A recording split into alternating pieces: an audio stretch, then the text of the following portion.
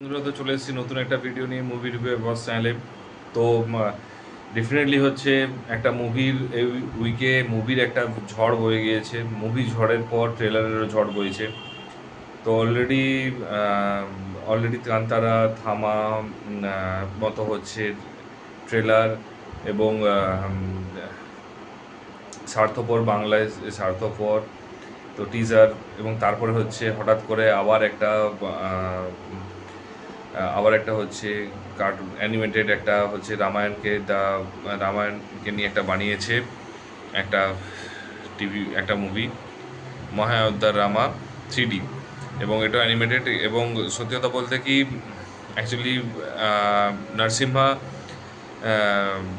হওয়ার পর থেকে মানে ওটা হঠাৎ করে বিশাল হিট করার পর থেকে কিন্তু তারপরে সবাই ঠিক যেমন গত বছর স্ত্রী 2 হিট করার পর প্রত্যেকেই দেখছি প্রতি মাসে একটা করে হরর মুভি বেরোচ্ছে।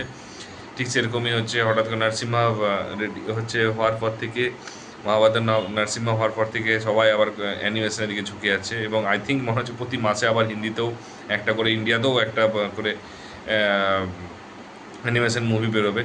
তো যাই হোক, সবাই রামায়ণকে পড়েছে এবং রামায়ণ বেস করে প্রচুর প্রচুর প্রচুর মুভি বেরিয়েছে, ঠিক আছে। তো এটা সত্যি কথা বলতে কি পার্সোনালি বলছি, মিউজিকটা খুবই সুন্দর লেগেছে, বাট স্টোরি তো সবই জানা আছে। এবারে আমি জানি না এটা স্টোরিটা রাম জন্ম যেহেতু মহাযোদ্ধা রাম, তো রামের নিয়ে বেসিক্যালি তো বেশিরভাগই রাম রামকে নিয়ে এবং হচ্ছে হনুমানকে নিয়েই মুভিটা বানিয়েছে। তো আমি সত্যি কথা বলতে কি লক্ষ্মণকেও কিন্তু রাখা যায়, কারণ লক্ষ্মণও কিন্তু যথেষ্ট পাওয়ারফুল ক্যারেক্টার, বাট রাবণকে নিয়েও একটা রাবণার বলে একটা মুভি কিন্তু করতেই পারতো, ঠিক আছে। তাহলে অ্যাটলিস্ট একটা ইউনিকনেস থাকতো।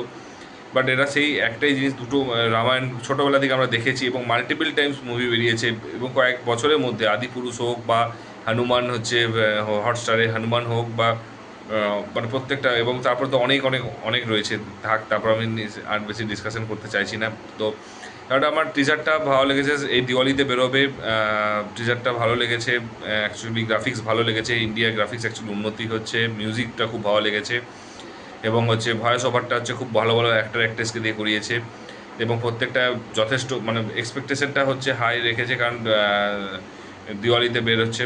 এবং রামের মহাযোদ্ধা রাম, তো রামের আই থিঙ্ক অ্যাটলিস্ট আমি এটুকু বলবো, অযোধ্যার স্টোরি রাম অ্যাকচুয়ালি প্রত্যেকটা জায়গায় কিন্তু রাম বড় হয়ে যাওয়ার পর অলমোস্ট বা ছোটো থেকে মানে বড় হয়ে যাওয়ার পর দেখিয়েছে। তো আমি চাইছি যে রামের কিছু যদি আনটোল্ড স্টোরি যদি কিছুটা হলেও ফিকশানে যদি ভালো করে স্টোরিটা বানাতে পারে, তাহলে কিন্তু অনেকটা বেটার হবে আমার মনে হয় পার্সোনালি। তো ওভারঅল যেটা, এবং ভয়েস ওভারগুলো দিয়েছে প্রত্যেকটাতে different different actor actually voice over দিয়েছে। কুণাল কাপুরে ভয়েস ওভার দিয়েছে লর্ড রামে, জিমি সেরগিল দিয়েছে লক্ষ্মণের,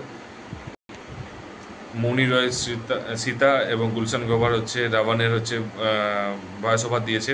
তো ভয়েস ওভার নিয়ে কোনো কথা না, কিন্তু বাট স্টোরিটাকে একটু যদি ডিফারেন্ট করতে পারতো, লক্ষ্মণের নিয়ে বা রাবণের নিয়ে যদি দেখাতে পারতো, কারণ তাহলে সত্যি কথা বলতে কি ভালো লাগতো। ঠিক যেমন কেউ যদি মেঘনাদ বধ কাব্যটা, কেউ সত্যি কথা বলতে ভাবতে পারেনি মেঘনাদ বধ কাব্যটা বাংলাতে লিখেছে, এবং মেঘনাদ বধ কাব্যটা কেন ভালো লেগেছে তার কারণ হচ্ছে এরা একটু অন্যদিকে এগিয়ে একটু বানিয়েছে। তার কারণ সব রামায়ণ থেকে রাম হনুমানের প্রচুর স্টোরি পাওয়া যাবে, কিন্তু হচ্ছে মেঘনাথের নিয়ে কোনো স্টোরি থেকে পাওয়া যাবে না। আমি এটুকু বলবো যে রাবণ নিয়ে যদি একটা করতে পারতো তাহলে ভালো হতো, বা একটা লক্ষ্মণকে নিয়ে একটা যদি বানাতে পারতো, তার স্টোরিটাকে নিয়ে একটু কিছুটা ফিকশনাল ডেফিনেটলি সবাই রাখছে না, তুমি একটু ফিকশনাল রেখে করতে পারতে।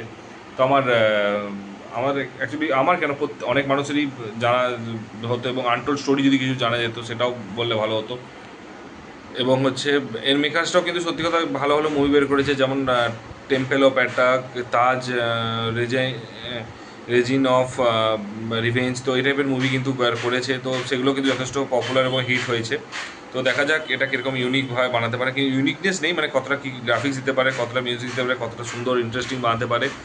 এবং এটা হচ্ছে দিওয়ালির উইকেন্ডে বেরোচ্ছে। তো থামার সাথে হচ্ছে ক্ল্যাশ করবে ডাইরেক্টলি, বাট হ্যাঁ দুজনের অডিয়েন্স ডিফারেন্ট হবে। তো দেখা যাক কতটা কি ট্রেলারটা কতটা কি ইন্টারেস্টিং বানাতে পারে। তো তো সেটার জন্য ওয়েট করছি। আর যদি তোমরা কেউ না দেখে থাকো, ইউটিউবে সার্চ করো, দেখতে পেয়ে যাবে মহাযোদ্ধা রামা।